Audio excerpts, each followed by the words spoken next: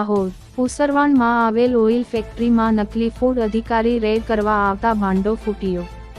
મધ્યપ્રદેશના ઇન્દોરથી નકલી ફૂડ અધિકારી બની આવ્યા હતા। થોડા સમય પહેલા કાઢી મૂકેલ કર્મચારીએ નકલી અધિકારી બની 4 લોકોએ રેડ કરી। રેડ કરવા આવેલ ઇસમો પાસેથી માઉઝર પિસ્તોલ સહિત 4 કારતૂસ ઝડપાયા। નકલી અધિકારી હોવાની ઓઇલ કંપનીના માલિકને શંકા થતા દાહોદ બી ડિવિઝન પોલીસને કરી જાણ। પોલીસે 4 ઇસમોને ઝડપી પાડી માઉઝર પિસ્તોલ અને 4 જીવતા કારતૂસ સહિત ₹56,700નો મુદ્દામાલ જપ્ત કરી કાયદેસરની કાર્યવાહી હાથ ધરી। નમન S Pandya, Gujarat bulletin news Dahod.